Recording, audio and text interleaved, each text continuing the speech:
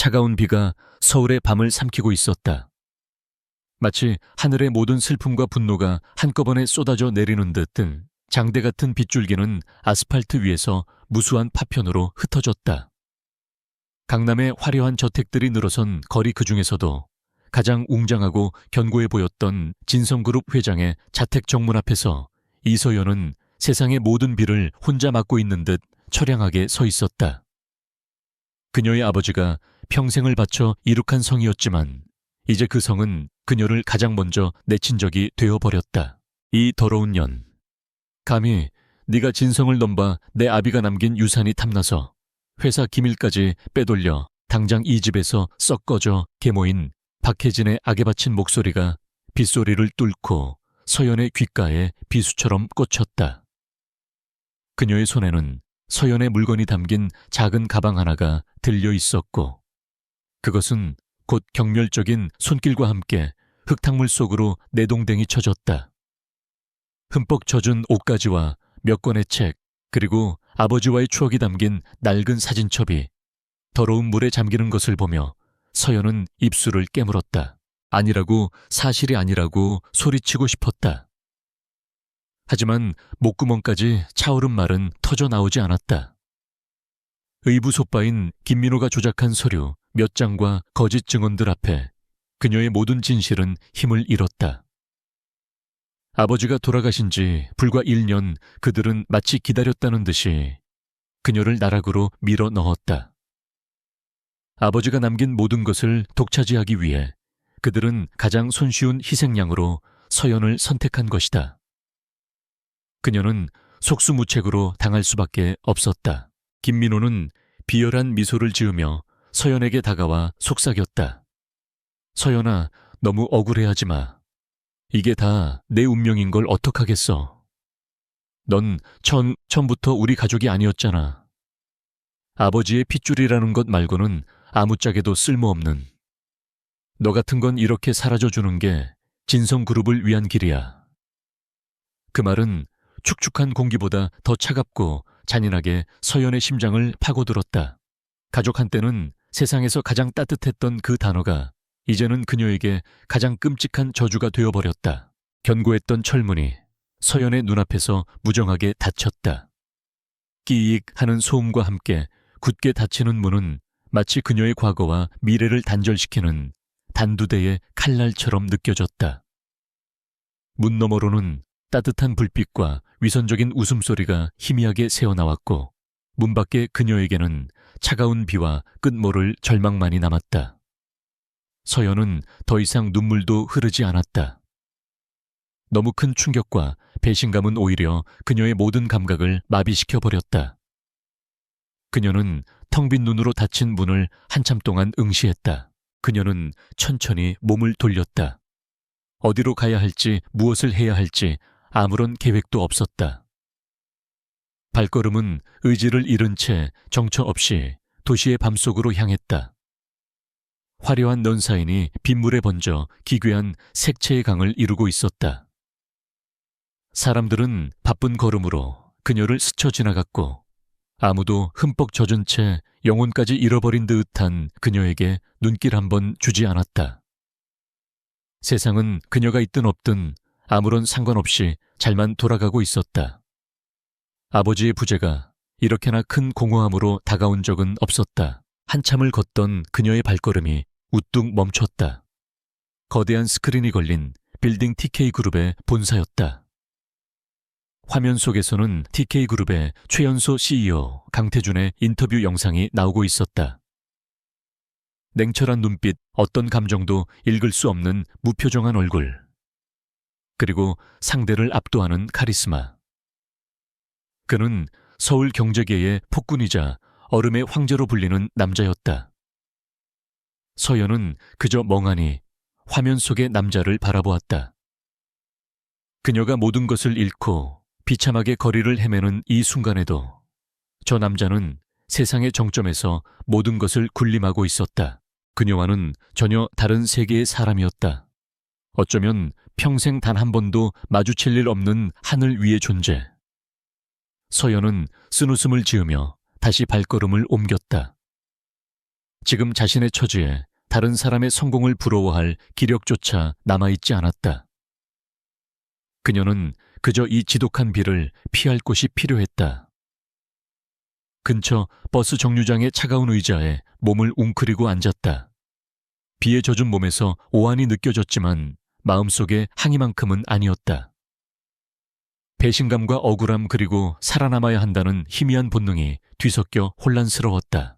바로 그 순간 도로 건너편에 조용히 서 있던 검은색 세단 한 대의 뒷좌석 창문이 아주 조금 소리 없이 내려갔다. 차 안의 어둠 속에서 한 쌍의 깊고 차가운 눈이 비에 젖은 서연의 모습을 정확히 꿰뚫어 보고 있었다. 그 눈의 주인은 방금 전 서연이 스크린에서 보았던 남자 TK그룹의 CEO 강태준이었다. 그는 우연히 그곳을 지나가던 것이 아니었다. 그는 진성그룹 회장 자택 앞에서 벌어진 모든 소동을 처음부터 끝까지 지켜보고 있었다. 그의 비서가 조심스럽게 입을 열었다. 회장님, 이제 돌아가실까요? 태준은 대답 없이 서연에게서 눈을 떼지 않았다. 그의 눈에는 동정이나 연민 따위는 없었다.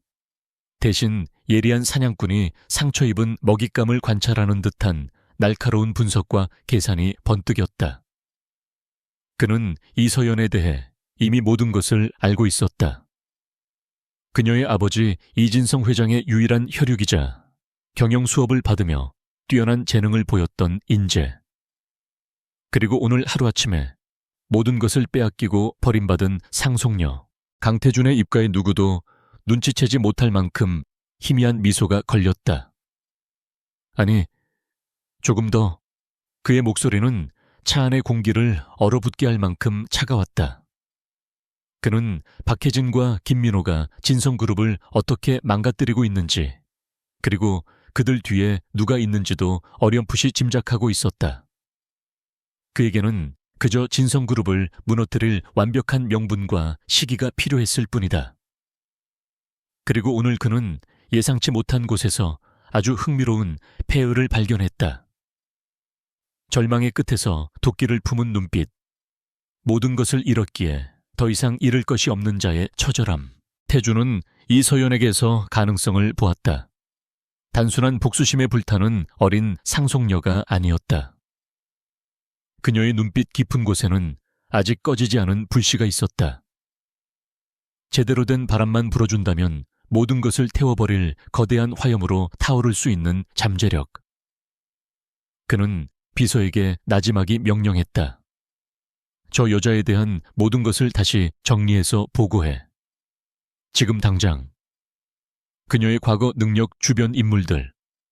사소한 것 하나까지도 빠짐없이. 비서는 짧게 대답하고 즉시 태블릿을 꺼내 들었다. 강태준은 다시 한번 서연을 바라보았다.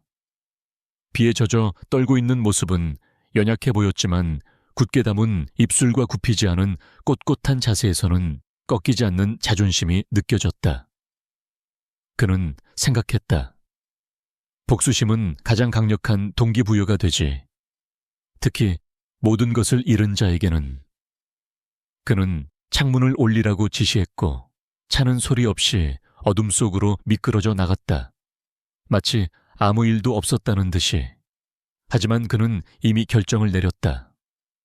이서연이라는 아주 날카롭고 위험한 칼을 손에 넣기로 서연은 자신을 향했던 차가운 시선을 전혀 눈치채지 못했다. 그녀는 그저 시간이 멈춘 듯 텅 빈 거리를 바라볼 뿐이었다. 아버지와의 기억이 파노라마처럼 스쳐 지나갔다. 서연아, 경영은 사람의 마음을 얻는 거란다. 숫자가 아니라 사람을 봐야 해. 언제나 따뜻하고 현명했던 아버지. 그런 아버지가 목숨처럼 아끼던 회사를 저런 악독한 자들에게 넘겨줄 수는 없었다. 이대로 무너질 수는 없었다. 억울해서라도 분해서라도. 바로 그 순간 절망으로 가득 찼던 서연의 눈에 다른 빛이 감돌기 시작했다. 그것은 차가운 분노와 뜨거운 복수심이었다. 그녀는 흙탕물 속에 버려졌던 자신의 가방을 떠올렸다. 그 안에 있던 아버지의 사진. 그녀는 비를 맞으며 다시 저택 앞으로 달려갔다. 닫힌 문 앞 흙탕물 속에서 그녀는 손을 더듬어 젖은 사진첩을 찾아냈다. 엉망이 된 사진첩을 품에 안고 그녀는 차가운 철문에 이마를 기댔다. 뜨거운 숨결이 뿜어져 나왔다. 보고 계세요. 아빠, 제가 이대로 당하고만 있지는 않을 거예요. 아빠의 모든 것을 되찾을 때까지, 저들을 제 손으로 심판할 때까지 절대로 포기하지 않을 거예요. 그녀의 목소리는 비에 젖어 떨렸지만 그 안에 담긴 의지는 강철보다 단단했다. 그것은 그녀 자신과 돌아가신 아버지에게 하는 피의 맹세였다. 그녀는 더 이상 눈물을 흘리지 않았다. 눈물은 사치였다. 이제 그녀에게 남은 것은 오직 복수를 향한 차가운 집념뿐이었다. 밤은 깊어지고 빗줄기는 점점 더 거세졌다. 서울이라는 거대한 도시 속에서 한 명의 가녀린 여자가 모든 것을 잃었지만 동시에 모든 것을 되찾기 위한 가장 강력한 무기를 얻었다. 그것은 바로 절망의 끝에서 피어난 처절한 복수심이었다. 그리고 그 모습을 멀리서 지켜본 한 남자는 그녀의 복수심을 이용해 자신의 거대한 그림을 완성할 계획을 세우기 시작했다. 두 사람의 운명은 아직 서로를 인지하지 못한 채 칠흑 같은 밤과 차가운 빛 속에서 거대한 서막을 올리고 있었다. 며칠이 흘렀다. 맹세의 뜨거움은 차가운 현실 앞에서 빠르게 식어갔다. 복수심은 굶주린 배를 채워주지 않았고 쏟아지는 비를 막아주지도 못했다. 이서연은 서울이라는 거대한 정글 속에 완벽히 혼자였다. 한때는 손짓 하나로 모든 것을 누릴 수 있었던 그녀였지만 이제는 편의점에서 파는 차가운 삼각김밥 하나를 사는 것조차 망설여야 하는 신세가 되었다. 그녀는 아버지가 살아계실 때 가깝게 지냈던 몇몇 사람들에게 연락을 시도했지만 그들은 약속이라도 한 듯 그녀의 전화를 피하거나 냉담하게 거절했다. 박혜진과 김민호의 힘은 서연의 생각보다 훨씬 막강했다. 그들은 이미 서연을 회사 돈을 횡령하고 기밀을 팔아먹은 파렴치한 배신자로 낙인 찍어 놓았고 아무도 그들에게 밉보일 위험을 감수하면서까지 서연을 도우려 하지 않았다. 세상의 인심은 얄팍했고 현실은 비정했다. 그녀가 가진 몇 안 되는 명품 가방과 시계를 헐값에 처분하며 하루하루를 버텼다. 밤에는 찜질방이나 저렴한 모텔을 전전했고 낮에는 도서관에서 시간을 보내며 앞으로 무엇을 해야 할지 고민했다. 그녀는 무력감에 빠져들지 않으려 애썼다. 도서관 컴퓨터로 진성그룹과 관련된 기사들을 샅샅이 뒤졌다. 김민호가 부사장으로 승진했다는 소식, 박혜진이 사회공헌재단의 이사장으로 취임하며 대외적인 이미지를 쌓고 있다는 기사를 볼 때마다 속에서 천불이 일었다. 그들은 그녀의 것을 빼앗아 자신들의 왕국을 건설하고 있었다. 서연은 아버지의 경영 방식, 회사의 내부 구조, 주요 거래처 등 자신이 알고 있는 모든 정보를 노트에 정리하기 시작했다. 언젠가 반드시 쓸모가 있을 것이라는 막연한 희망을 붙잡고서 그러던 어느 날 밤 마지막 남은 현금마저 거의 바닥나 버렸다.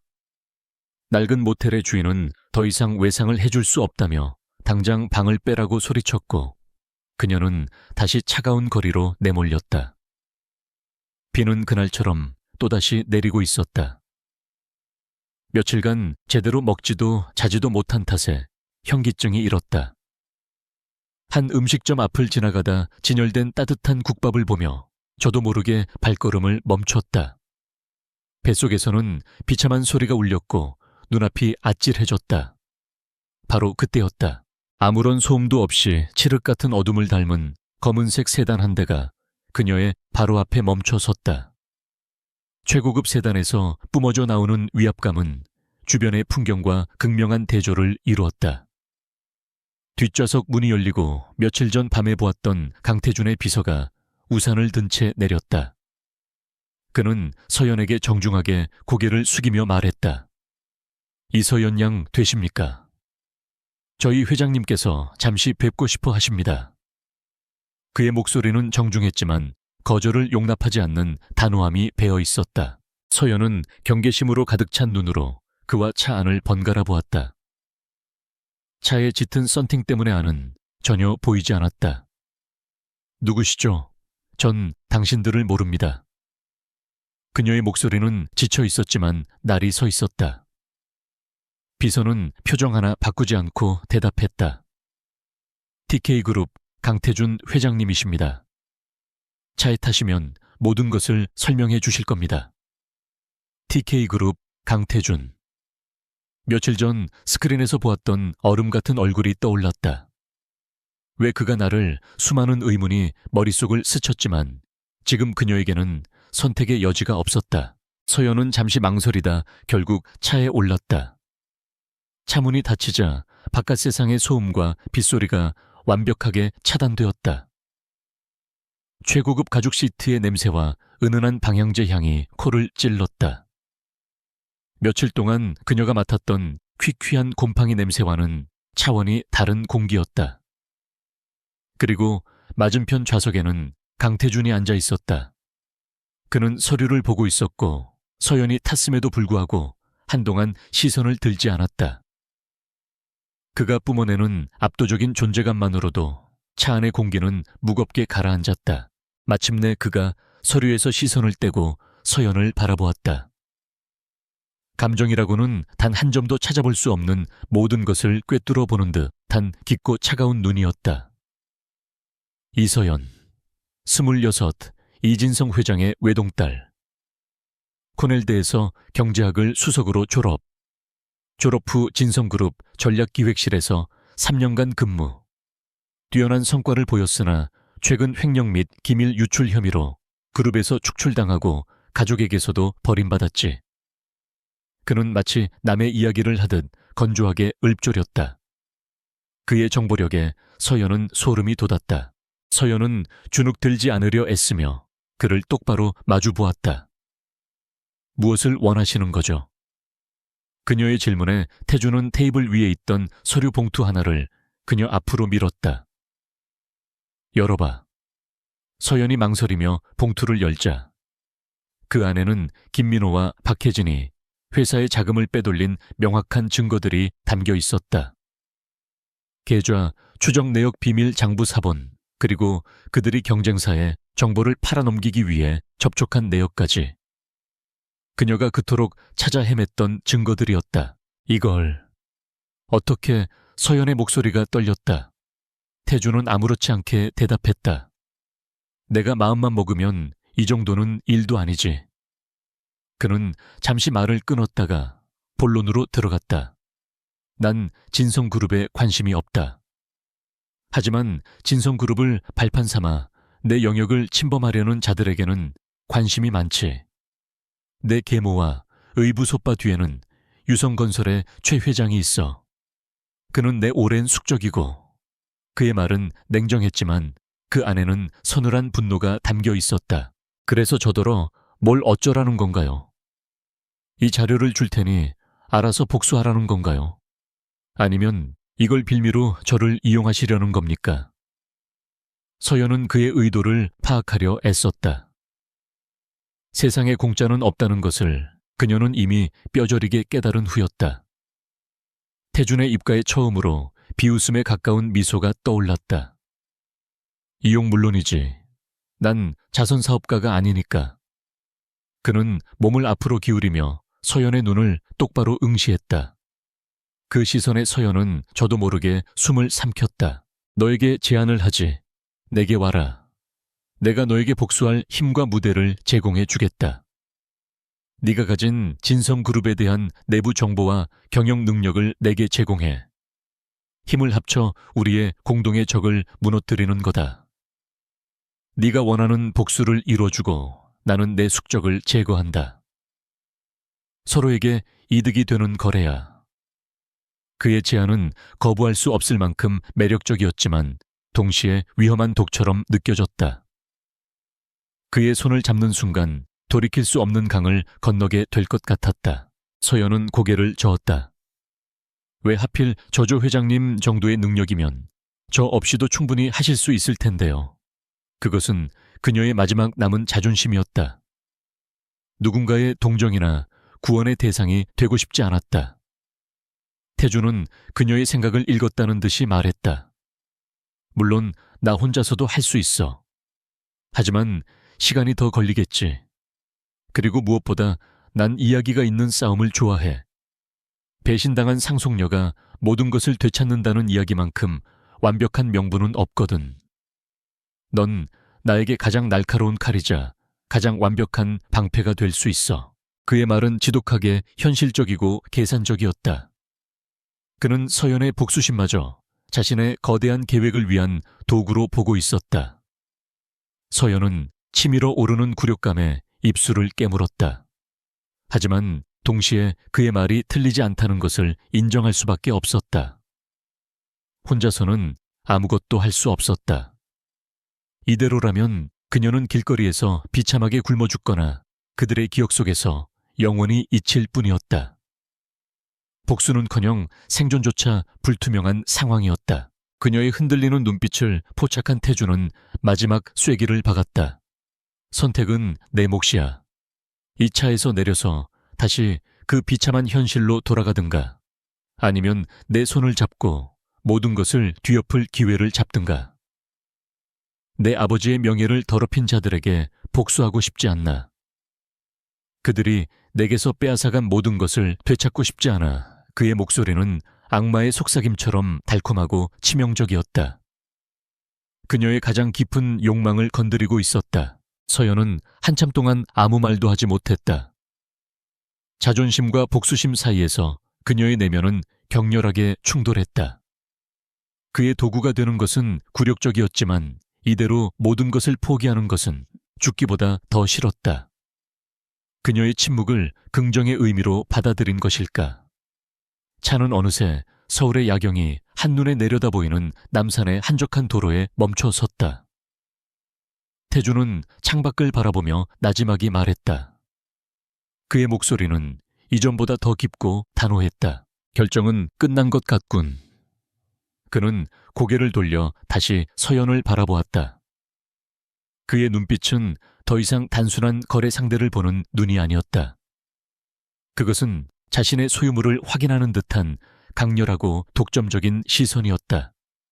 그는 서연이 감히 거부할 수 없는 마지막 선언을 했다. 오늘부터 넌 내 여자다. 그 말은 사랑 고백이 아니었다.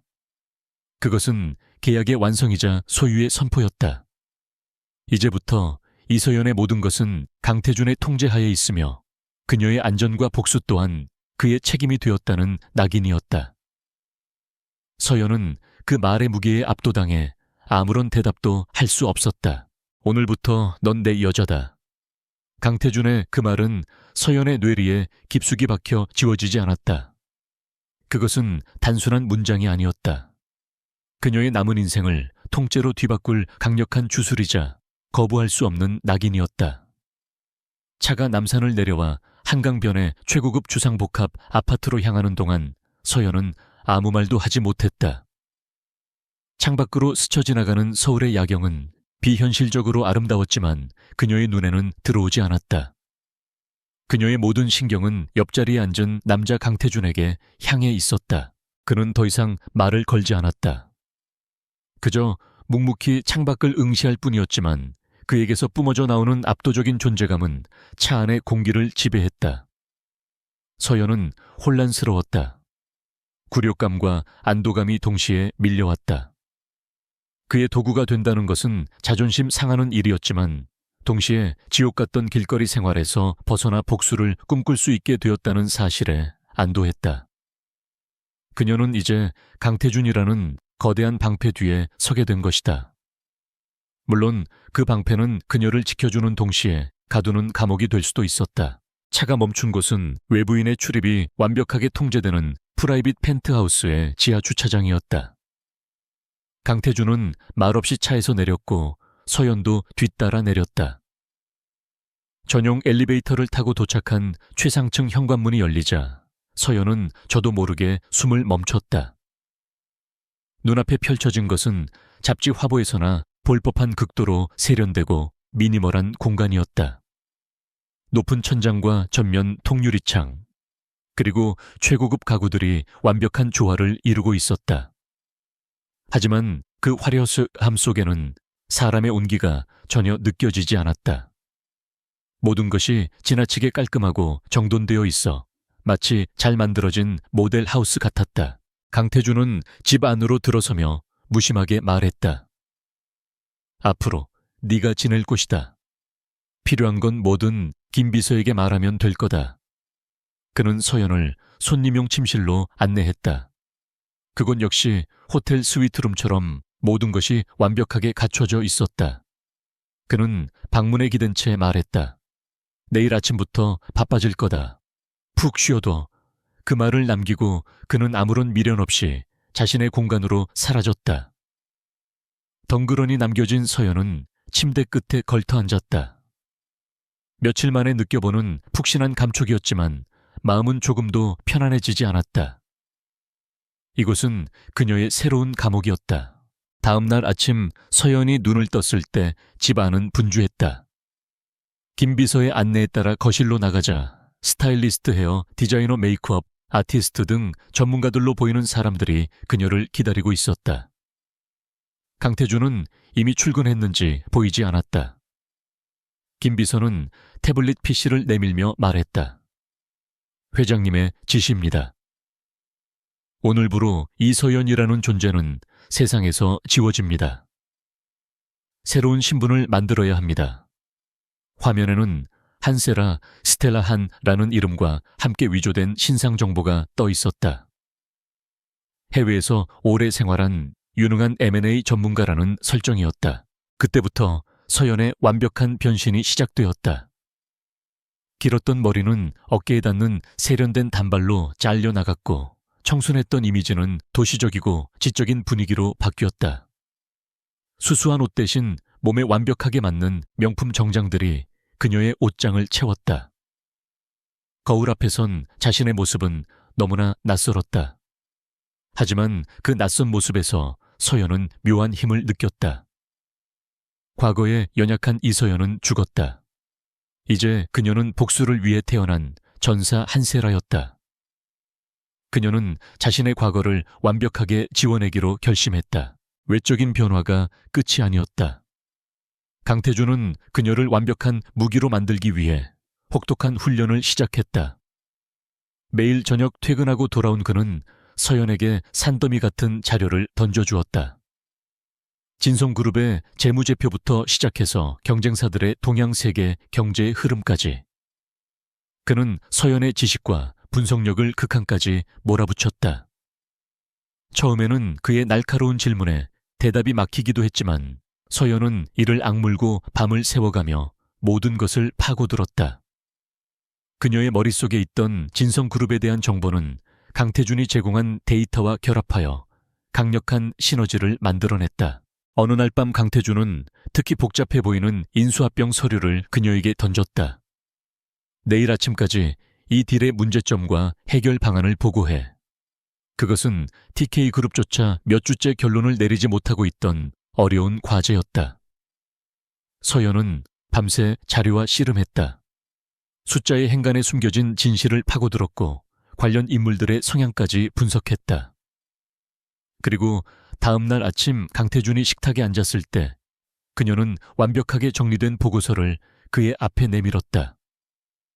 그녀는 단순한 문제점 지적을 넘어 누구도 생각하지 못했던 역발상적인 해결책까지 제시했다. 강태준은 보고서를 한참 동안 말없이 읽어 내려갔다. 그의 무표정한 얼굴에는 어떤 변화도 없었지만 서연을 보는 그의 눈빛이 미세하게 달라져 있었다. 그것은 단순한 흥미를 넘어선 파트너로서의 능력을 인정하는 듯한 눈빛이었다. 그날 이후 그는 서연을 TK그룹의 핵심 전략 회의에 참석시키기 시작했다. 한세라라는 이름의 유능한 해외 컨설턴트로서. 당연히 회의실의 분위기는 싸늘했다. TK그룹의 핵심 임원들은 갑자기 나타나 회장의 총애를 받는 듯한 젊은 여자를 노골적으로 경계하고 무시했다. 특히 구조조정본부의 박 이사는 그녀에게 가장 적대적이었다. 그는 회의 도중 일부러 세라에게 전문적이고 교묘한 질문을 던지며 망신을 주려 했다. 한세라 씨 해외 경험이 풍부하시다니 여쭤보죠. 지금 우리가 논의 중인 이 사안을 유럽의 반독점법에 적용한다면 어떤 변수가 생길 거라고 보십니까? 그것은 실무자가 아니면 즉답하기 어려운 함정이 있는 질문이었다. 모든 사람의 시선이 그녀에게 쏠렸다. 긴장된 침묵 속에서 세라는 조금도 당황하지 않고 차분하게 입을 열었다. 그녀는 박 이사가 파놓은 함정을 정확히 짚어내며 오히려 그의 논리에 있는 허점을 역으로 파고들었다. 최신 판례와 데이터까지 정확하게 인용하며 자신의 주장을 펼치는 그녀의 모습에 회의실의 공기가 바뀌기 시작했다. 경멸과 의심의 눈초리는 어느새 놀라움과 경탄으로 변해 있었다. 박 이사는 얼굴이 붉어진 채 아무런 반박도 하지 못했다. 그날 회의가 끝난 후 아무도 더 이상 한세라를 회장의 여자로 무시하지 못했다. 그녀는 자신의 실력으로 스스로를 증명해냈다. 이 모든 과정을 강태준은 말없이 지켜볼 뿐이었다. 그는 칭찬도 격려도 하지 않았다. 하지만 그의 침묵은 서연에게 가장 큰 신뢰의 표현으로 다가왔다. 한편 펜트하우스에서의 생활이 계속되면서 서연은 강태준의 또 다른 모습을 보게 되었다. 그는 언제나 혼자였다. 거대한 집에는 그와 서연, 그리고 가사 도우미 외에는 아무도 없었다. 그는 가족이나 친구에 대한 이야기를 단 한 번도 한 적이 없었다. 그의 사생활은 완벽한 베일에 쌓여 있었다. 어느 늦은 밤 서연은 목이 말라 잠에서 깨어 주방으로 향했다. 그때 거실 통유리창 앞에 서 있는 강태준의 뒷모습을 보았다. 그는 술잔을 든 채 발 아래 펼쳐진 도시에 불빛을 가만히 내려다보고 있었다. 세상의 정점에 선 군주의 모습이었지만 왠지 모르게 그의 등은 지독하게 외로워 보였다. 그 순간 그의 얼굴에 스쳐 지나가는 깊은 고통과 슬픔의 그림자를 서연은 보았다. 평소의 얼음 같은 모습과는 전혀 다른 상처 입은 인간의 얼굴이었다. 서연은 저도 모르게 발걸음을 멈추고 숨을 죽였다. 그리고 조용히 자신의 방으로 돌아왔다. 그 역시 자신처럼 깊은 상처를 가진 사람일지도 모른다는 생각이 처음으로 들었다. 그날 이후 서연은 그를 조금 다른 시선으로 보게 되었다. 시간이 흘러 모든 준비는 끝났다. 서연은 이제 완벽한 한세라가 되었다. 그리고 마침내 결전의 날이 다가왔다. TK그룹의 대회의실 거대한 스크린에 진성그룹의 로고가 떠 있었다. 강태준이 주재하는 진성그룹 공략을 위한 최종 전략 회의였다. 세라는 가장 중요한 발표를 맡았다. 그녀는 회의실에 모인 핵심 임원들 앞에서 진성그룹의 약점을 파고들 치밀하고 대담한 계획을 발표하기 시작했다. 그녀의 목소리는 자신감으로 가득 차 있었고 눈빛은 복수심으로 차갑게 빛나고 있었다. 발표를 마친 그녀는 강태준을 바라보았다. 강태준은 말없이 하지만 분명한 신뢰를 담은 눈빛으로 고개를 끄덕였다. 전쟁의 서막이 올랐다. 전쟁의 스위치는 눌러졌다. 강태준의 최종 승인이 떨어지자 TK그룹의 핵심팀은 한세라, 즉 이서연의 지휘 아래 일사불란하게 움직이기 시작했다. 그들의 첫 번째 목표는 진성그룹을 단번에 무너뜨리는 것이 아니었다. 그것은 적의 단단한 성벽에 첫 균열을 내고 그들 내부에 혼란과 의심의 씨앗을 심는 정교한 심리전이었다. 서연은 적의 가장 약한 골이 자신의 의부소빠인 김민호의 탐욕과 무능을 정확히 조준했다. 서연이 알고 있는 비밀이 있었다. 김민호는 부사장으로 승진한 뒤 진성전자의 주력 스마트폰 모델에 들어가는 핵심 부품 일부를 단가를 낮추기 위해 저품질의 중국산 부품으로 몰래 교체했다. 그리고 그 부품을 공급하는 업체는 그가 차명으로 세운 유령 회사였다. 이는 명백한 횡령이자 소비자를 기만하는 행위였다. 아직까지는 문제가 수면 위로 드러나지 않았지만 서연은 특정 조건에서 그 부품들이 치명적인 결함을 일으킬 수 있다는 것까지 알고 있었다. 그것이 그녀의 첫 번째 카드였다. 작전은 밤안개처럼 조용하고 은밀하게 시작되었다. TK그룹의 정보 분석팀은 내부 고발자를 가장하여 진성 스마트폰의 부품 결함 가능성을 암시하는 익명의 이메일을 몇몇 영향력 있는 IT 전문 기자들에게 보냈다. 이메일에는 진실과 거짓을 교묘하게 섞은 기술 데이터가 포함되어 있어 기자들이 의심을 품고 취재를 시작하게 만들기에 충분했다.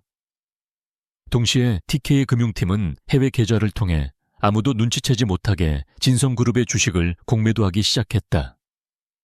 폭풍 전에 고요한 물밑 작업이었다. 며칠 후 작은 파문이 일기 시작했다. 한 유력 경제지에 진성전자의 신제품 품질에 대한 의구심을 제기하는 짧은 칼럼이 실린 것이다. 처음 진성그룹의 홍보팀은 그것을 가볍게 무시했다. 흔한 경쟁사에 흠집 내기 수법이라고 생각했다. 김민호 역시 대수롭지 않게 여겼다. 그는 자신의 범죄가 완벽하다고 믿었기에 코웃음을 치며 돈이나 요구하려는 찌라시 기사일 뿐이라고 일축했다. 박혜진 또한 아들의 말을 철석같이 믿으며 안심했다. 하지만 서연과 강태준이 설계한 계획은 그렇게 단순하지 않았다. 기사가 나간 직후 준비된 시나리오에 따라 소셜미디어와 IT 커뮤니티를 중심으로 특정 모델의 배터리 발열 문제나 잦은 시스템 다운에 대한 소비자 불만이 폭발적으로 터져나오기 시작했다. 물론 그중 상당수는 TK그룹이 동원한 여론 조작팀의 작품이었지만 실제 사용자들의 작은 불만과 뒤섞이자 걷잡을 수 없는 속도로 퍼져나갔다. 진성 스마트폰 폭탄인가? 아버지는 명품을 만들었는데 아들은 불량품을 파는구나. 같은 자극적인 제목의 게시물들이 인터넷을 도배했다. 상황이 심상치 않게 돌아가자 김민호는 그제야 사태의 심각성을 깨달았다. 그는 기술팀을 윽박질러 문제가 없다는 공식 발표를 내게 했지만 한번 불붙은 여론은 쉽게 꺼지지 않았다. 오히려 성급한 부인이 의혹을 더욱 키우는 역효과를 낳았다. 그리고 마침내 결정타가 터졌다. 서연이 지목했던 IT 전문 기자가 끈질긴 취재 끝에 문제의 부품이 원래의 스펙과 다른 저가형 부품이라는 사실을 폭로하는 심층 보도를 터뜨린 것이다. 기사는 부품 공급 업체가 실체 없는 유령 회사라는 의혹까지 제기했다. 진성그룹의 주가는 폭락하기 시작했다. 하루아침에 시가총액 수천억 원이 증발했다. 외국인 투자자들이 앞다투어 주식을 팔아치웠고 소비자들의 불매 운동 조짐까지 보였다. 진성그룹 본사는 발칵 뒤집혔다. 긴급 이사회에 소집된 김민호는 임원들의 질타와 비난에 직면했다. 그는 땀을 뻘뻘 흘리며 경쟁사의 음해 공작이라고 소리쳤지만 아무도 그의 말을 믿어주지 않았다. 박혜진은 아들을 보호하기 위해 안간힘을 썼지만 성난 주주들의 목소리 앞에서 그녀의 노력은 허사였다. 같은 시각 강태준의 펜트하우스 거실은 거대한 작전 상황실이 되어 있었다. 대형 스크린에는 진성그룹의 주가 그래프와 실시간 뉴스 여론, 동향 데이터가 쉴 새 없이 흘러나오고 있었다. 서연은 차가운 눈으로 이 모든 상황을 지켜보고 있었다. 그녀의 옆에는 강태준이 말없이 서 있었다. 그의 얼굴에도 만족스러운 기색이 스쳤다. 서연이 입을 열었다. 김민호는 곧 희생양을 찾으려 할 겁니다. 기술팀의 누군가에게 책임을 뒤집어 씌우고 꼬리 자르기를 시도하겠죠. 그녀의 예측은 정확했다. 잠시 후 김민호가 기자회견을 열어 모든 책임은 부품 검수를 담당했던 한 부장의 독단적인 행동이었다고 발표하는 뉴스가 속보로 떴다. 강태준은 헛웃음을 터뜨렸다. 역시 생각보다 더 멍청하군. 서연은 고개를 저었다. 멍청한 게 아니라 비겁한 거죠. 언제나 그런 식이었어요. 그녀의 목소리에는 차가운 경멸이 담겨 있었다. 아버지의 회사가 저런 졸렬한 자의 손에 놀아나고 있다는 사실에 참을 수 없는 분노가 치밀었다. 강태준은 그런 그녀의 속마음을 읽었다는 듯이 조용히 와인 잔을 건넸다. 첫 승리를 축하하지. 서연은 잔을 받아들었지만 마시지는 않았다. 이건 승리가 아니에요. 시작일 뿐이죠. 그녀의 눈은 여전히 스크린에 고정되어 있었다. 스크린 속에서 뻔뻔하게 고개를 숙이는 김민호의 모습을 보며 그녀는 다짐했다. 저 위선적인 가면을 반드시 자신의 손으로 벗겨내고 말겠다고. 저들을 파멸시키는 그날까지 자신에게 축배는 없다고. 강태준은 그녀의 그런 독한 모습을 흥미롭게 바라보았다. 그는 수많은 사람들을 만나봤지만 이서연처럼 강한 복수심과 냉철한 이성을 동시에 지닌 사람은 처음이었다. 그녀는 슬픔에 잠식당하는 대신 그것을 자신을 담금질하는 불로 사용하는 법을 알고 있었다. 그는 그녀가 단순한 복수의 도구를 넘어 자신과 대등한 파트너가 될 수 있을지도 모른다는 생각을 처음으로 했다. 그는 나지막이 물었다. 다음 계획은 뭐지? 서연은 기다렸다는 듯이 대답했다. 이번 일로 김민호는 내부 단속에 들어갈 겁니다. 동시에 외부의 공격자를 찾기 위해 혈안이 되겠죠. 우리의 시선은 잠시 돌려야 해요. 그리고 그들이 방심한 사이 더 깊은 곳을 찔러야죠. 이번엔 박혜진이 공을 들이고 있는 사회공헌재단입니다. 그곳은 그녀의 우아한 가면이자 거대한 비자금 창고니까요. 그녀의 눈이 날카롭게 빛났다. 첫 번째 성공에 도취되지 않고 이미 다음 수를 그리고 있는 그녀의 모습에 강태준은 만족스러운 미소를 지었다. 그날 밤 진성그룹의 김민호는 자신의 집무실에서 분노에 차 물건들을 집어 던지고 있었다. 감히 어떤 놈이 나를 물먹여 반드시 찾아내서 갈기갈기 찢어버릴 거야. 그의 분노는 정확한 대상을 찾지 못한 채 허공에서 표류하고 있었다. 그는 TK그룹의 강태준을 가장 유력한 용의자로 의심했지만 이번 공격의 방식은 TK그룹의 저돌적인 스타일과는 어딘가 달랐다. 너무나 정교하고 내부 사정을 훤히 꿰뚫고 있는 자의 소행 같았다. 하지만 그는 결코 그 인물이 자신이 쓰레기처럼 내버린 이복 동생 이서연일 것이라고는 상상조차 하지 못했다. 그는 그녀가 지금쯤 서울 어딘가의 밑바닥에서 절망하며 울고 있을 것이라 확신했다. 바로 그 시각 이서연은 서울의 야경이 내려다 보이는 펜트하우스에서 차갑게 식은 눈으로 그의 분노하는 모습을 TV 뉴스로 지켜보고 있었다. 첫 번째 피는 흘려졌다. 그리고 이제 시작일 뿐이었다. 진성그룹에 첫 타격을 가한 후 강태준의 펜트하우스는 더욱 삼엄한 요새이자 치밀한 작전 본부가 되었다. 다음 목표는 박혜진이 애지중지 가꾸는 진성문화재단이었다. 서연의 기억 속에서 그 재단은 박혜진의 우아한 사교 무대이자 각종 비자금을 세탁하는 검은 창구였다. 겉으로는 문화예술을 후원하고 소외계층을 돕는 자선단체였지만 그 이면에는 더러운 돈의 흐름이 거미줄처럼 얽혀 있었다. 이것을 터뜨린다면 박혜진의 위선적인 가면을 벗겨낼 뿐만 아니라 진성그룹의 자금줄에도 심각한 타격을 줄 수 있었다. 밤낮 없는 강행군이 이어졌다. 서연과 강태준은 거대한 테이블에 재단의 지난 몇 년간의 재무자료와 후원 내역 프로젝트 관련 서류들을 모두 펼쳐놓고 분석에 몰두했다.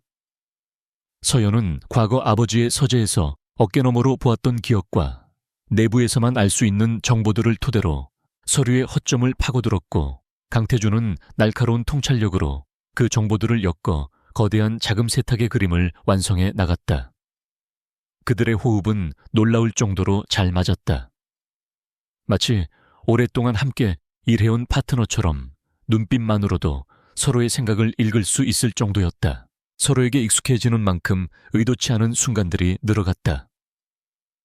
늦은 밤 복잡한 숫자에 머리가 아파 잠시 눈을 붙인 서연의 어깨에 누군가 담요를 덮어주기도 했고 끼니를 거르기 일수인 그녀를 위해 강태준이 무심하게 샌드위치를 책상 위에 놓아두는 날도 있었다. 그는 여전히 말이 없었고 표정도 차가웠지만 그의 행동에는 이전에는 없었던 미세한 배려가 묻어나기 시작했다. 서연은 애써 그것을 외면하려 했다. 그는 비즈니스 파트너일 뿐이라고, 이 모든 것은 성공적인 복수를 위한 투자일 뿐이라고 스스로에게 되뇌었다. 그러던 어느 날 밤이었다. 그날은 특히 작업이 길어졌다. 재단의 비밀 장부가 숨겨져 있을 만한 곳을 추적하느라 새벽이 다가오고 있었다.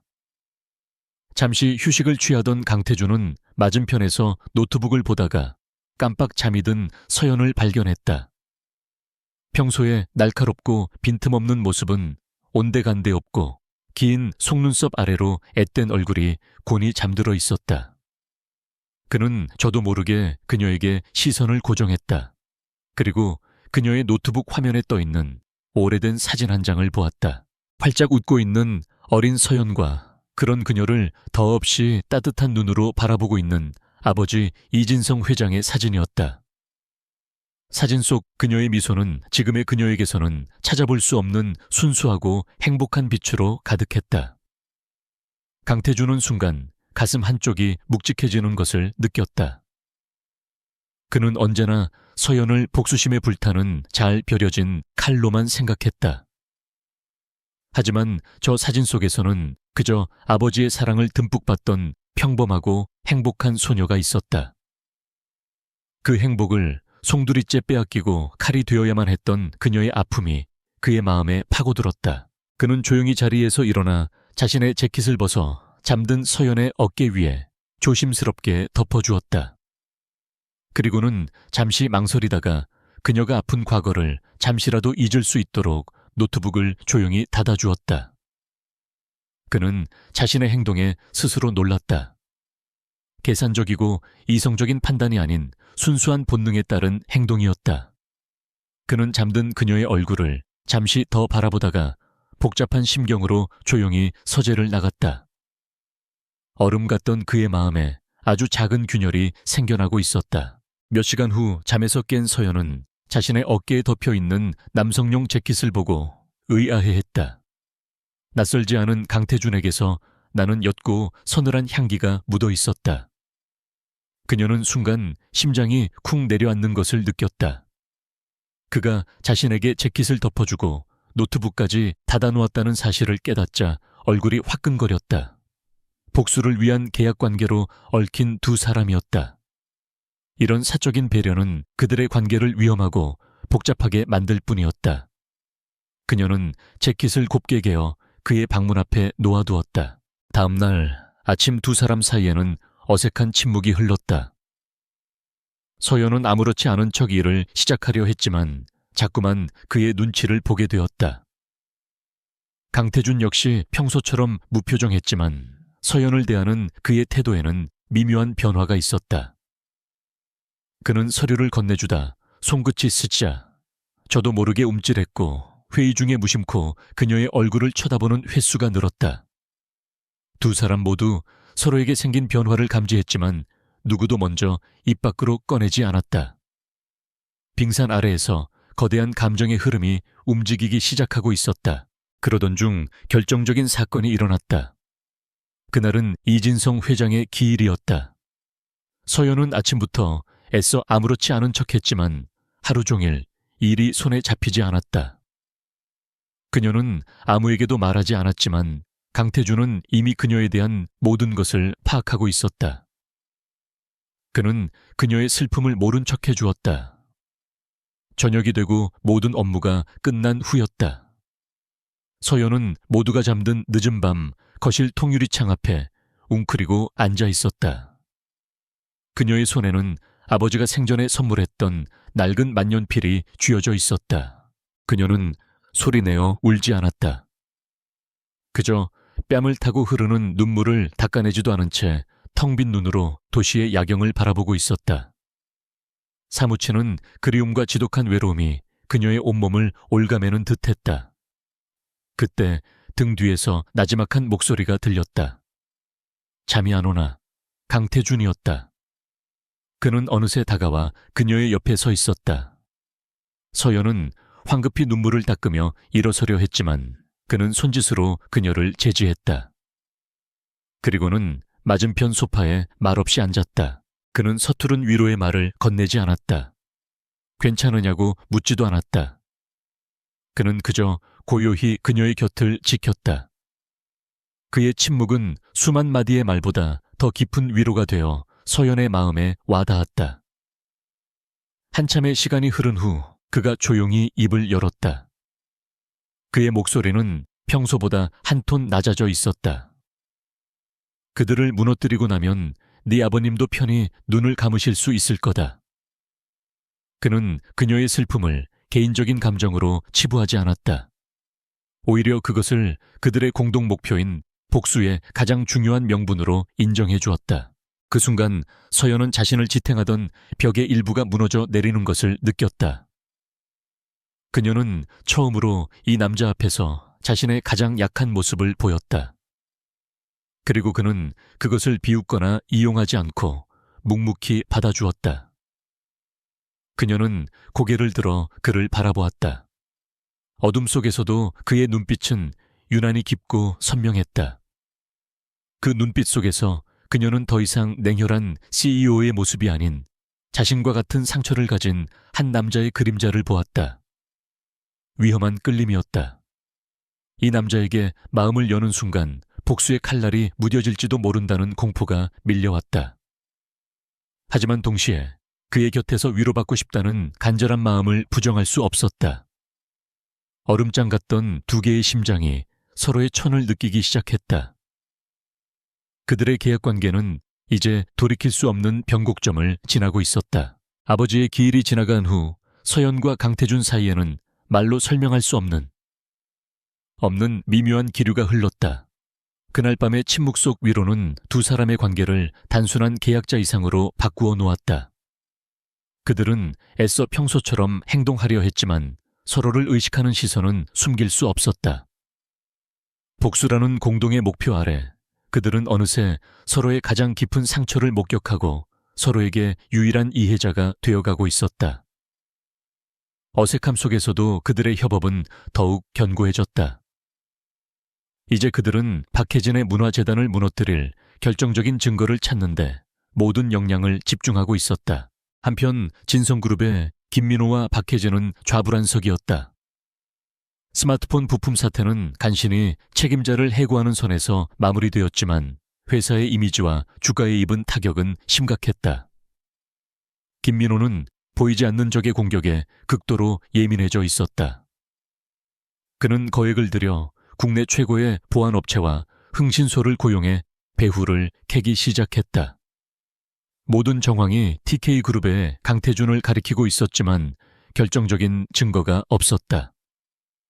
공격 방식이 너무나 교묘하고 내부 사정을 훤히 아는 자의 소행 같아 수사에 혼선을 겪고 있었다. 대체 어떤 놈이 우리 뒤통수를 친 거야? 김민호는 집무실에서 연일 불같이 화를 냈다. 그의 불안은 분노가 되어 애꿎은 직원들에게 향했다. 박혜진은 아들보다 훨씬 교활하고 냉정했다.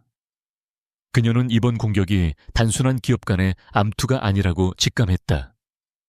무언가 개인적인 원한이 섞여 있다는 찝찝함을 떨칠 수 없었다. 그녀는 흥신소 소장을 직접 만나 은밀하게 지시했다. 강태준의 주변을 샅샅이 뒤져. 특히 최근에 그가 들인 사람들. 분명 약점이 있을 거야. 얼굴을 숨기고 있다면 억지로라도 끌어내야지. 그들의 레이더망에 한세라 즉 이서연이 걸려드는 것은 시간 문제였다. 갑자기 혜성처럼 나타나 TK그룹의 핵심 프로젝트를 지휘하고 있는 미스터리한 컨설턴트. 그녀의 완벽하게 조작된 이력 외에는 아무것도 알려진 것이 없다는 사실이 오히려 그들의 의심을 증폭시켰다. 박혜진은 직감적으로 한세라가 이번 공격의 핵심 키를 쥐고 있다고 판단했다. 그녀의 입가에 잔인한 미소가 번졌다. 찾았다. 저 여자의 가면을 벗겨버리자. 뼈도 못 추리게 짓밟아서 그 배후에 있는 놈이 누구인지 스스로 기어 나오게 만드는 거야. 그들의 방역은 상상 이상으로 비열하고 신속했다. 며칠 후 한 인터넷 연예 매체에 TK그룹의 신데렐라 한세라의 충격적인 과거라는 제목의 기사가 터져 나왔다. 기사의 내용은 충격적이었다. 한세라가 미국 월가에서 근무할 당시 경쟁사에 기밀을 유출한 혐의로 해고되었으며 상사와의 부적절한 관계를 이용해 승진했다는 악의적인 내용으로 가득했다. 심지어 그녀의 옛 동료라는 익명의 제보자와의 인터뷰까지 실려 있었다. 물론 그 모든 것은 박혜진이 흥신소를 통해 돈으로 만들어낸 완벽한 거짓이었다. 그 기사는 온라인 상에서 바이러스처럼 퍼져나갔다. 자극적인 가십에 굶주린 대중들은 사실 확인도 없이 그녀를 비난하기 시작했다. 서연은 TK그룹 회의실에서 다음 전략을 브리핑하던 중에 이 사실을 알게 되었다. 임원 중 한 명의 태블릿에 뜬 기사를 우연히 보게 된 것이다. 기밀 유출, 부적절한 관계, 배신자. 그 단어들은 날카로운 파편이 되어 그녀의 심장에 박혔다. 과거 자신이 가족에게 당했던 그 방식 그대로였다. 숨이 턱 막히고 눈앞이 캄캄해졌다. 그녀는 애써 태연한 척 브리핑을 마무리하려 했지만 목소리가 미세하게 떨리는 것은 어쩔 수 없었다. 회의실의 모든 임원들이 수군거리며 그녀를 힐끔거리는 것이 느껴졌다. 의심과 경멸이 섞인 시선들. 과거의 끔찍한 트라우마가 되살아나며 그녀를 덮쳐왔다. 그때였다. 회의를 주재하던 강태준이 자리에서 벌떡 일어났다. 그의 얼굴은 분노로 얼음장처럼 차갑게 굳어 있었다. 그는 회의실을 둘러보며 나직하지만 모두를 얼어붙게 만드는 목소리로 말했다. 오늘 회의는 여기까지. 임원들이 썰물처럼 빠져나간 회의실에 서연과 강태준 단둘만이 남았다. 서연은 창백한 얼굴로 서류를 쥔 채 미동도 하지 않았다. 그녀의 어깨가 가늘게 떨리고 있었다. 강태준은 그녀에게 다가가 그녀가 보고 있던 태블릿을 빼앗아 바닥에 그대로 내던져 버렸다. 쾅 하는 파열음과 함께 태블릿이 산산조각 났다. 그는 서연의 양어깨를 붙잡고 자신을 보게 만들었다. 그의 눈은 이글이글 타오르고 있었다. 고작 이런 쓰레기 기사 따위에 흔들리는 건가? 그의 목소리는 거칠었지만 그 안에는 그녀를 걱정하는 마음이 역력했다. 서연은 떨리는 목소리로 대답했다. 아니요. 하지만 너무 똑같아서요. 제가 당했던 방식이랑. 그녀의 눈에 눈물이 고였다. 그 모습을 본 강태준의 표정은 더욱 험악해졌다. 그는 분노를 참지 못하고 주먹으로 테이블을 내리쳤다. 그 쥐새끼 같은 것들. 감히 내 사람을 건드려 내 사람. 그 말은 서연의 심장을 강하게 울렸다. 그것은 단순한 비즈니스 파트너를 향한 말이 아니었다. 자신의 소유물을, 자신의 영역을 침범당한 맹수의 포효와도 같았다. 강태준은 즉시 김 비서에게 전화를 걸었다. 그의 목소리는 강철처럼 차갑고 단호했다. 지금 당장 법무팀, 홍보팀 전부 비상소집해. 해당 기사를 쓴 언론사 유포자들 모조리 찾아내. 허위사실, 유포 및 명예훼손으로 고소해. 단 한 놈도 남김없이 전부 법정에 세워. 그리고 이 기사의 배후가 누군지 알아내. 3시간 주겠다. 내 눈앞의 결과를 가져와. 전화를 끊은 그는 다시 서연을 바라보았다. 그의 분노는 그녀를 향한 것이 아니었다. 오직 그녀를 지키기 위한 분노였다. 그는 그녀에게 한 걸음 더 다가서며 말했다. 그들이 원했던 게 이거야. 우리를 흔들고 네 정체를 드러내게 만들려는 수작이지. 여기서 네가 무너지면 그들의 뜻대로 되는 거다. 그의 말은 냉정했지만 그녀를 붙잡고 있는 그의 손은 놀라울 정도로 따뜻했다. 그의 분노가, 그의 보호 본능이 서연에게는 그 어떤 위로보다 더 큰 힘이 되었다. 그녀의 눈에 고였던 눈물이 멈췄다. 대신 그 자리를 차가운 분노와 결의가 채우기 시작했다. 서연은 고개를 들어 강태준을 똑바로 바라보았다. 제가 무너질 거라고 생각했다면 큰 착각이에요. 그들은 저를 너무 얕봤어요. 그리고 회장님도요. 그녀의 눈빛은 다시 예전의 날카로움을 되찾아 있었다. 강태준은 그녀의 그런 모습에 만족스러운 미소를 지었다. 그는 그녀의 어깨를 잡았던 손을 놓고 대신 그녀의 손을 감싸 쥐었다. 그래, 그들은 아주 큰 실수를 저지른 거야. 잠자는 사자의 코털을 건드렸으니까. 우리 얼굴이 보고 싶다고 했나 좋아. 지옥을 보여주지. 그의 말에 두 사람 사이의 계약 관계는 완전히 새로운 차원으로 접어들었다. 이제 이것은 단순한 비즈니스가 아닌 그들의 모든 것을 건 전면전이었다. 강태준의 분노는 단순한 위협이 아니었다. 그것은 거대한 기계에 동력 스위치를 올리는 것과 같았다.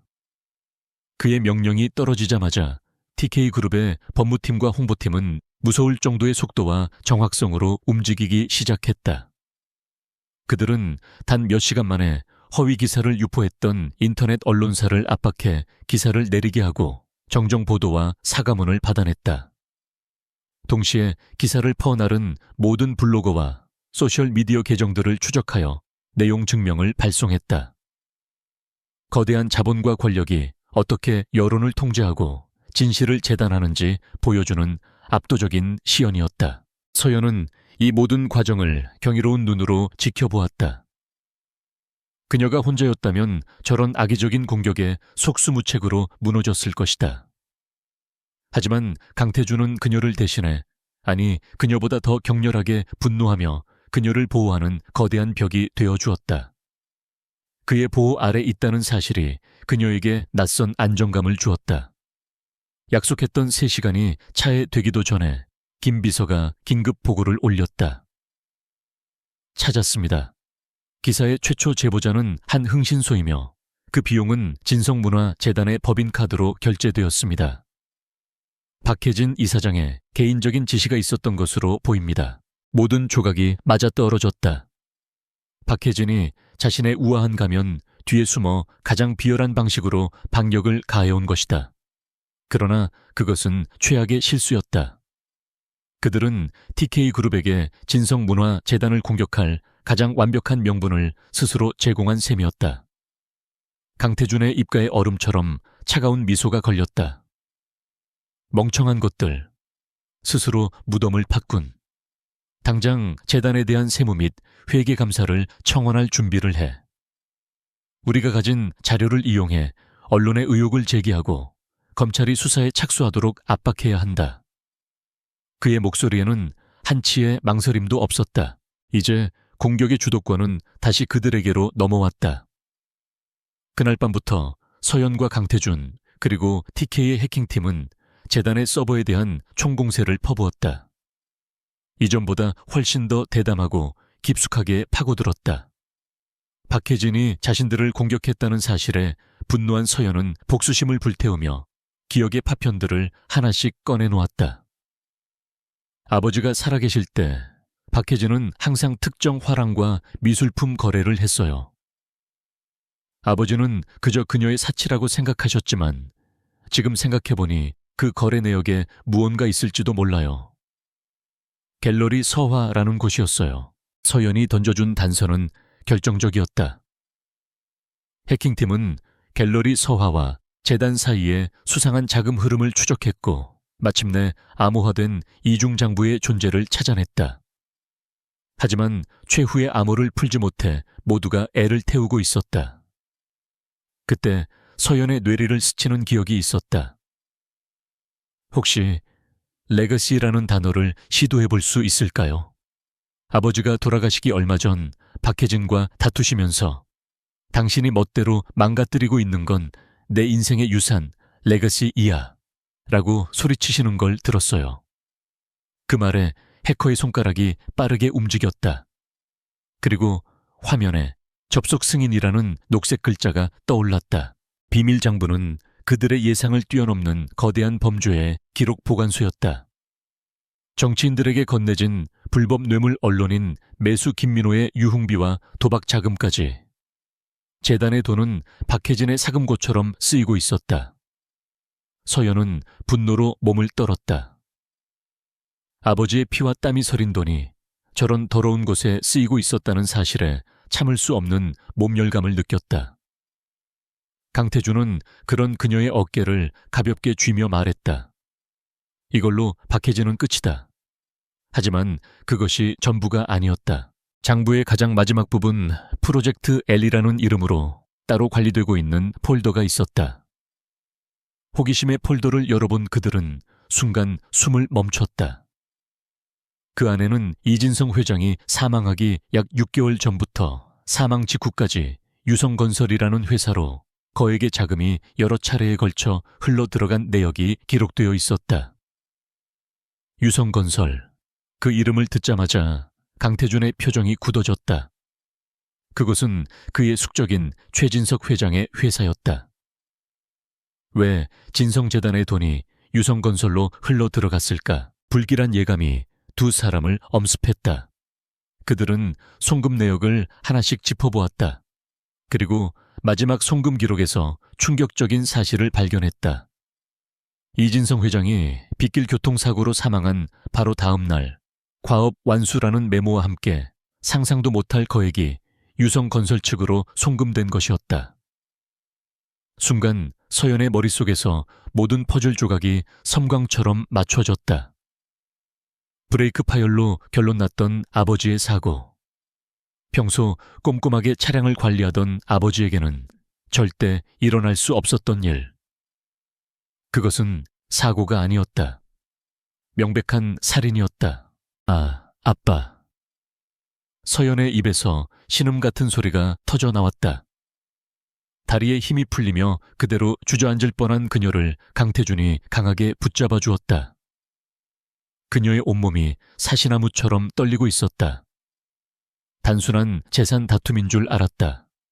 억울하게 쫓겨난 것에 대한 복수라고 생각했다.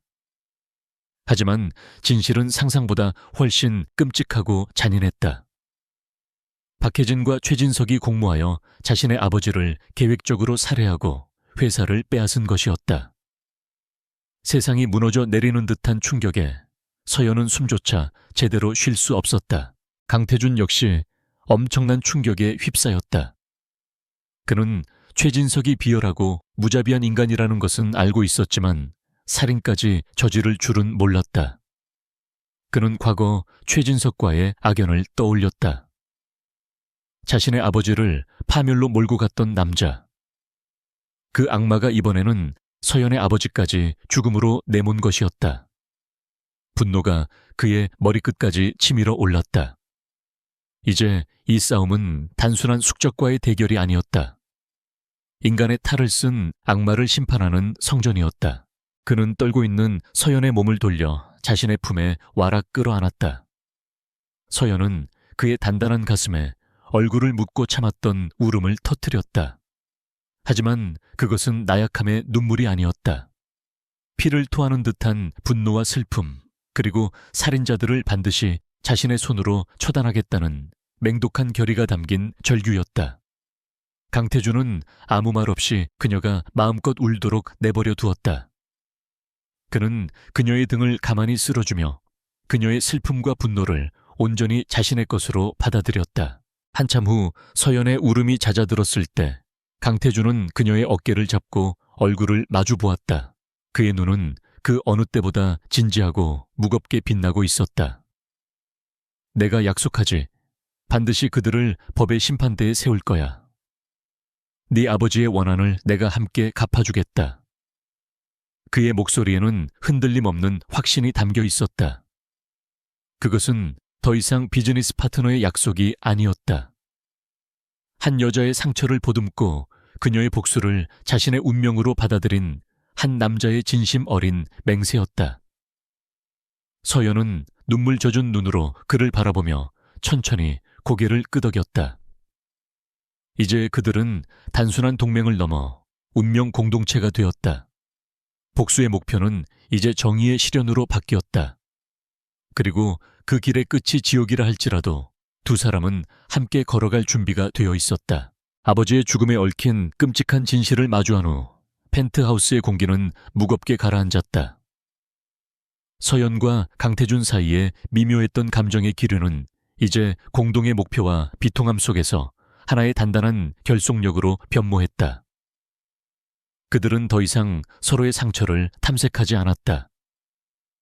대신 서로의 상처를 자신의 것처럼 여기며 악마들을 심판대에 세우기 위한 마지막 결전을 준비했다. 박혜진과 최진석의 살인교사를 입증할 결정적인 증거, 그것이 그들에게 남은 마지막 과제였다. 디지털 장부만으로는 부족했다. 최진석처럼 교활한 자는 얼마든지 조작된 자료라고 발뺌할 것이 뻔했다. 그들에게는 인간 증인이나 그들의 범죄를 직접적으로 증명할 물리적인 증거가 필요했다. 서연은 며칠 밤낮으로 아버지의 유품을 뒤지고 과거의 기억들을 복기했다.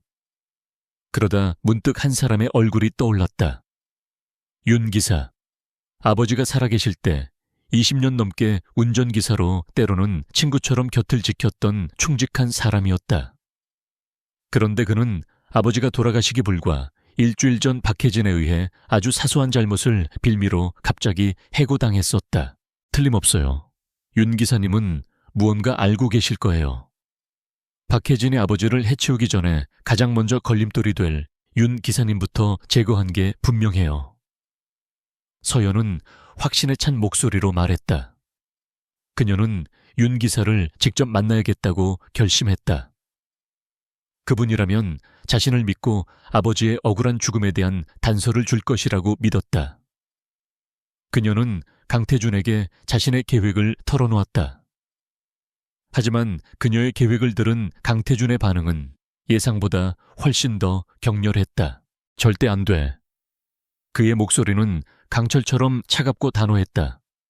그는 자리에서 일어나 서연의 앞을 가로막았다. 미친 짓이야. 그들이 널 가만둘 것 같아 네가 살아있다는 걸 알게 되는 순간 그들은 무슨 수를 써서라도 널 제거하려 들 거다. 그들은 살인자야. 이건 너무 위험해. 그의 반대는 단순한 전략적 판단이 아니었다. 그녀의 안전을 걱정하는 노골적인 두려움과 불안이 담겨 있었다. 그는 그녀를 또다시 위험에 빠뜨릴 수 없었다. 하지만 서연 역시 물러서지 않았다. 그녀는 평생 처음으로 강태준의 눈을 똑바로 마주하며 맞섰다. 이건 제 싸움이에요. 돌아가신 분은 제 아버지고요. 윤 기사님은 평생 저희 아버지만을 모셨던 분이에요. TK그룹의 무서운 남자들이 아니라 돌아가신 회장님의 딸인 제 얼굴을 봐야 마음을 여실 거란 말이에요. 이건 제가 아니면 할 수 없는 일이에요. 그녀의 목소리는 떨리지 않았다. 오히려 이성적이고 차분했다. 그녀는 더 이상 보호받아야 할 연약한 존재가 아니었다. 두 사람 사이에 처음으로 날 선 긴장감이 흘렀다. 내 감상적인 판단이 우리 모두를 위험에 빠뜨릴 수 있다는 생각은 안 해봤나. 그 기사가 믿을 만한 사람인지 이미 매수당했는지는 아무도 몰라. 널 함정에 빠뜨리려는 미끼일 수도 있어. 난 널 그런 곳에 보낼 수 없어. 강태준의 목소리가 높아졌다. 그의 통제력이 처음으로 흔들리고 있었다.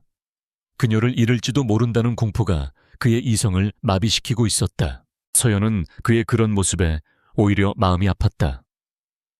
그가 자신을 얼마나 아끼는지 알 수 있었기 때문이다. 하지만 그렇기에 더더욱 물러설 수 없었다.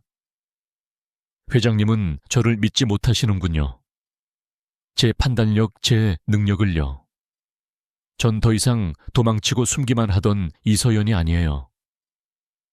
회장님이 저를 그렇게 만드셨잖아요. 그녀의 말은 그의 심장을 찔렀다. 그는 할 말을 잃었다. 그녀의 말대로였다. 그는 그녀를 강하게 만들었지만 정작 그녀가 강해져서 스스로 날갯짓을 하려 하자 둥지 안에 가두려 하고 있었다. 한참의 침묵 끝에 강태준이 어렵게 입을 열었다. 그의 목소리는 아까보다 훨씬 누그러져 있었다. 그 안에는 분노 대신 깊은 고뇌가 담겨 있었다. 만약 만약 너에게 무슨 일이라도 생기면 나는... 그는 말을 잇지 못했다. 그 뒷말에 담긴 무게를 서연은 느낄 수 있었다. 그녀는 그의 손을 조심스럽게 잡았다.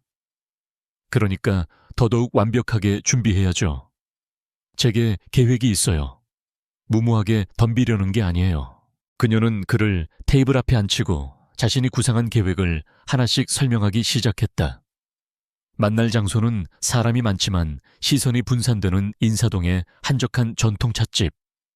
만날 시간은 오후 3시.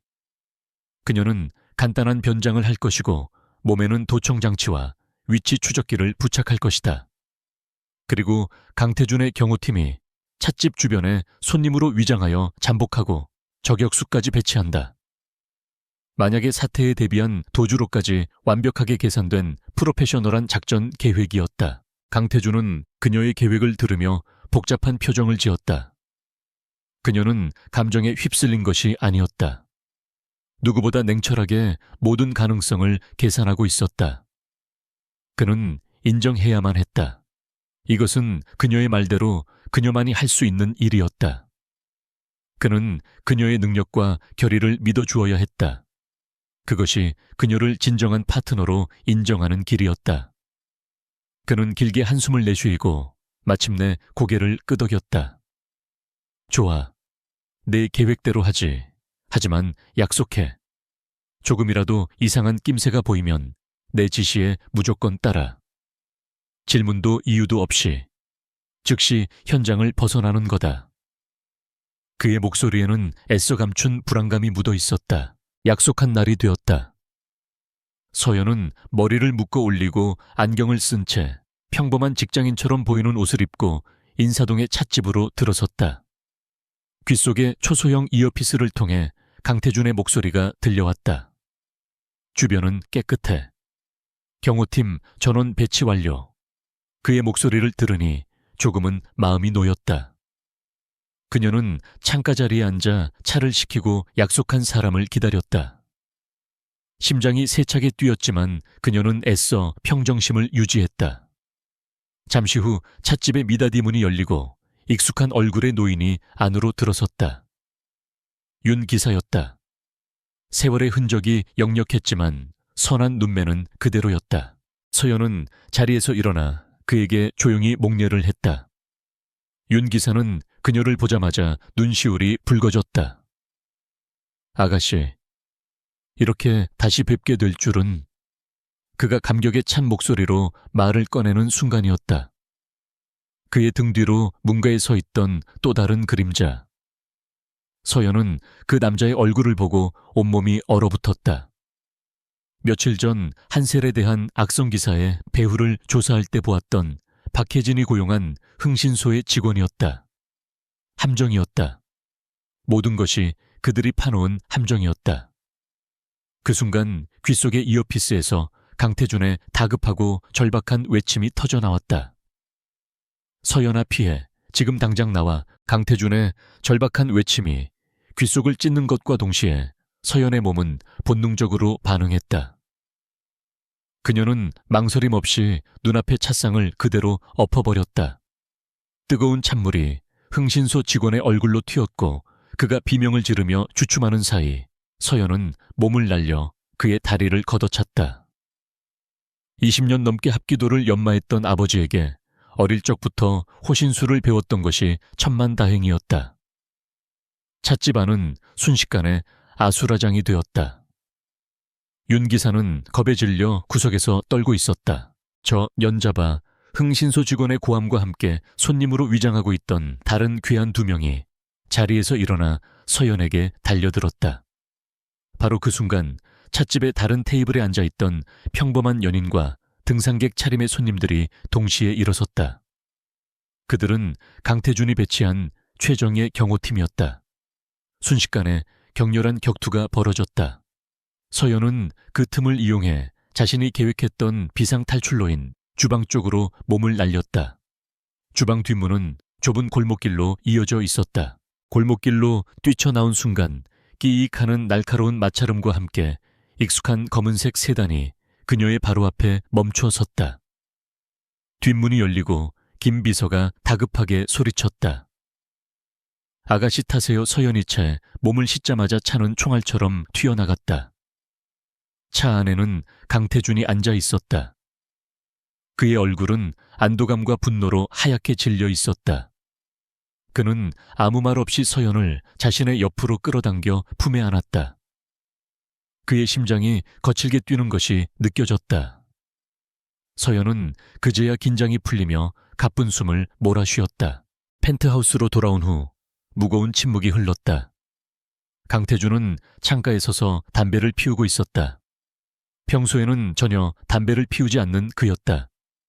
이번 일이 그에게 얼마나 큰 충격과 공포였는지 짐작할 수 있었다.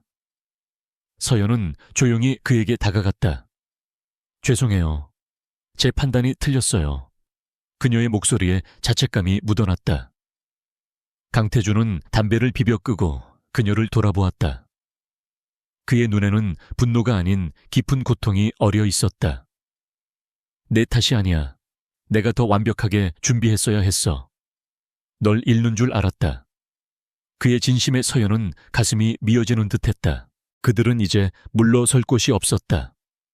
적들은 서연이 살아있다는 것을, 그리고 자신들을 향해 칼을 겨누고 있다는 것을 명확히 알게 되었다. 이제 어둠 속에서의 암투는 끝났다. 모든 것을 걸고 정면으로 부딪혀야 할 때가 온 것이다. 이제 어떻게 하실 건가요? 서연이 묻자 강태준은 결심을 굳힌 듯 단호하게 말했다. 그들이 가장 방심하고 가장 화려한 무대 위에서 끝장낸다. 진성그룹 정기 주주총회. 그날 모든 진실을 세상에 폭로하는 거다. 주주총회까지 남은 시간은 단 닷새. 시간과의 싸움이 시작되었다. 강태준의 팀은 윤 기사의 행방을 쫓기 시작했고, 서연은 강태준과 함께 주주총회에서 공개할 결정적 한 방을 준비했다. 그녀는 그동안 수집했던 모든 자료, 즉 박혜진의 비자금 장부와 최진석과의 살인 거래 내역을 토대로 한 편의 고발 영상을 만들기 시작했다.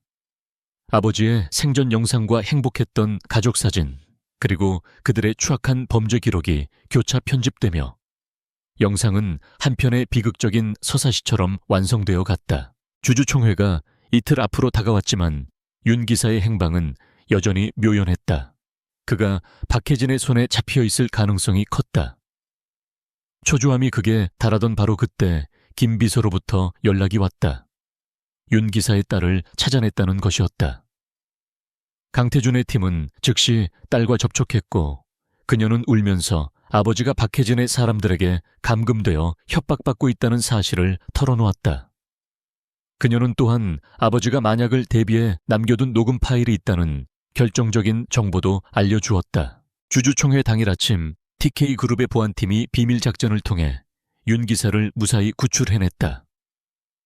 그는 공포에 질려 있었지만 딸의 설득과 서연에 대한 죄책감에 마침내 입을 열기로 결심했다.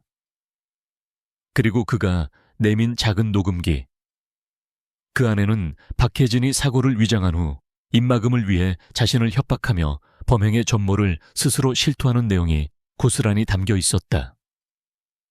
그것은 악마의 목소리이자 심판의 나팔소리였다. 모든 준비는 끝났다. 진성그룹의 주주총회가 열리는 호텔 연회장은 수많은 주주와 기자들로 가득 찼다. 단상 위에서 김민호는 가짜 실적을 자랑하며 거만하게 연설을 하고 있었고, 박혜진은 우아한 미소를 지으며 앞자리에 앉아 있었다. 유성건설의 최진석 회장까지 귀빈으로 참석하여 그들의 견고한 유대감을 과시했다. 바로 그 순간이었다. 김민호의 연설이 끝나갈 무렵 갑자기 연회장의 모든 조명이 꺼지고 정적이 흘렀다. 그리고 거대한 중앙 스크린이 저절로 켜졌다. 화면에 나타난 것은 이진성 회장의 생전 모습이었다. 저는 진성을 사람을 위한 기업으로 만들고 싶습니다. 그의 따뜻한 목소리가 울려 퍼지자 장내는 술렁이기 시작했다.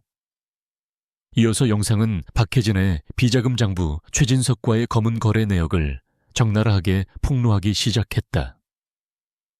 그리고 마침내 프로젝트 엘리의 실체화와 아버지의 죽음이 살인이었음을 증명하는 데이터가 화면을 가득 메웠다.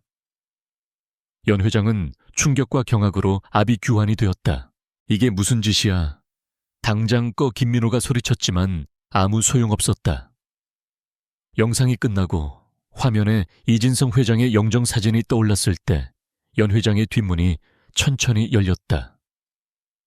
모든 사람의 시선이 그곳으로 쏠렸다.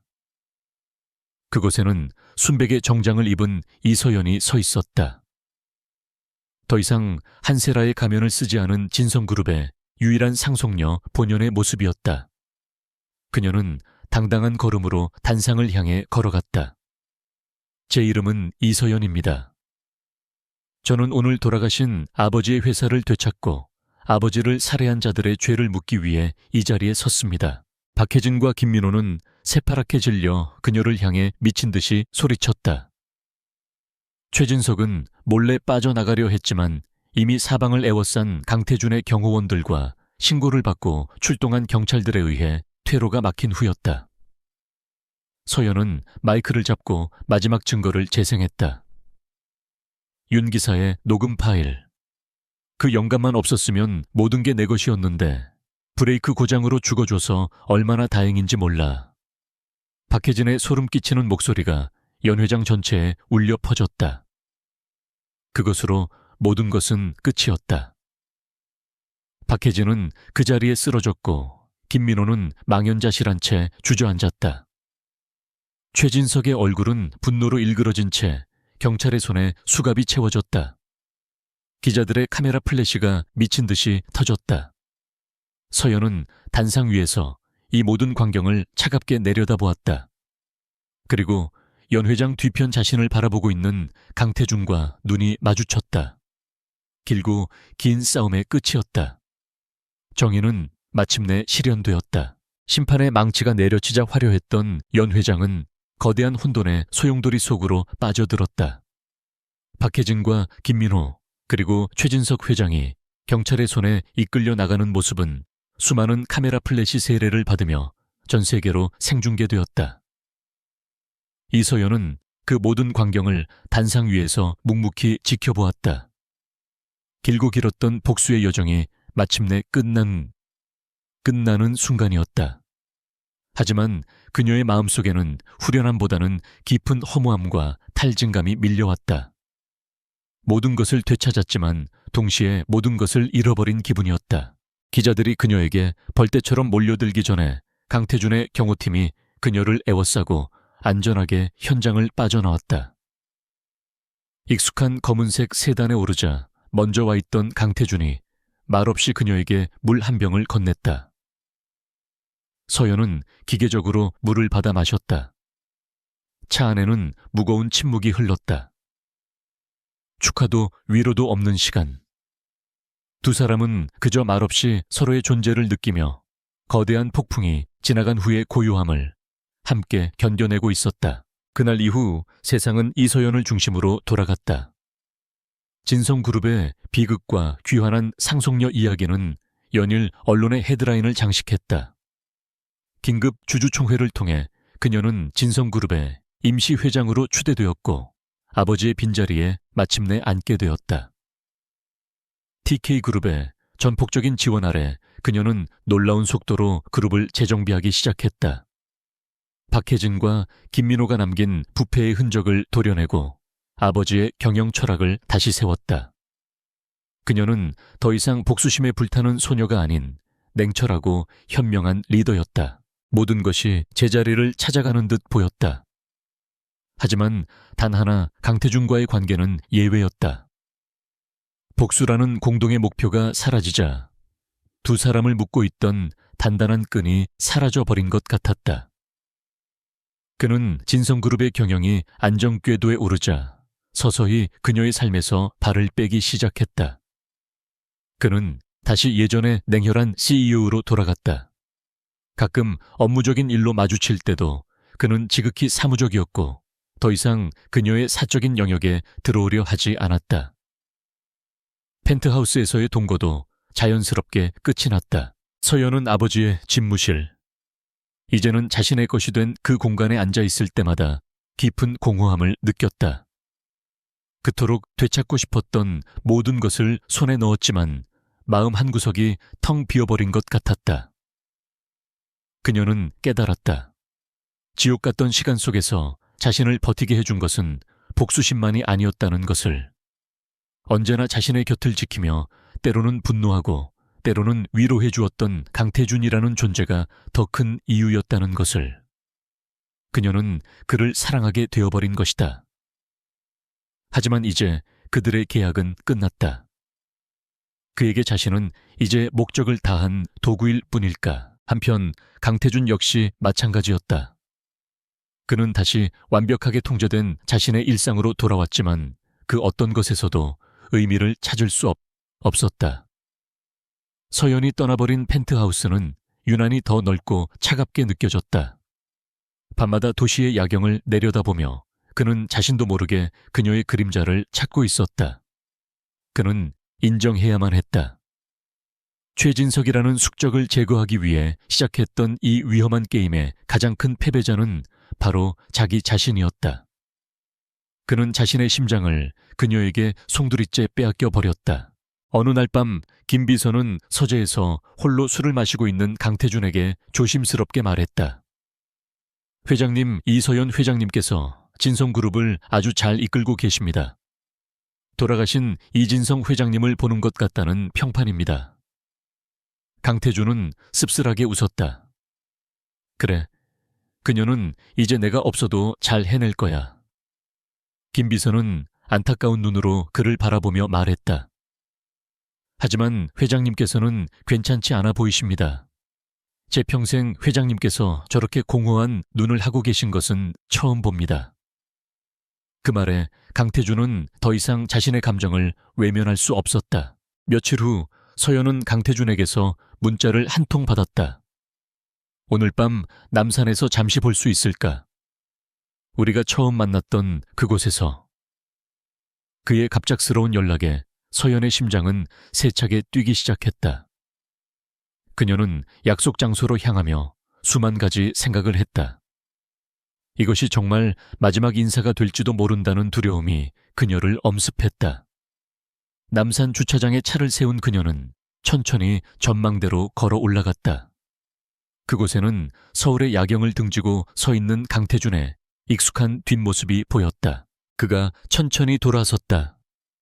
그의 얼굴에는 언제나처럼 무표정했지만 그의 눈빛은 깊은 감정으로 흔들리고 있었다. 와주었군. 그의 목소리는 조금 잠겨 있었다. 그는 한참 동안 서울의 야경을 바라보다가 마침내 입을 열었다. 우리의 계약은 이제 끝났어. 넌 네가 원하던 모든 것을 되찾았고 나 역시 내 목표를 이루었지. 이제 넌 자유야. 더 이상 내게 얽매일 필요 없어. 그의 말은 서연의 심장에 비수처럼 꽂혔다. 역시 이것이 끝이구나. 그녀는 눈물이 터져 나오려는 것을 애써 참으며 담담하게 말했다. 그동안 감사했습니다. 그녀가 돌아서려던 바로 그 순간 그가 그녀의 손을 붙잡았다. 하지만 난 이제 너 없이는 안 될 것 같아. 그의 목소리는 떨리고 있었다. 서연은 믿을 수 없다는 듯 그를 돌아보았다. 그는 그녀의 손을 더욱 꽉 잡으며 평생 처음인 것처럼 절박하고 진심 어린 눈으로 그녀를 바라보았다. 처음 너에게 했던 말을 기억하나 그건 계약이었고 널 내 복수의 도구로 삼겠다는 소유의 선언이었어.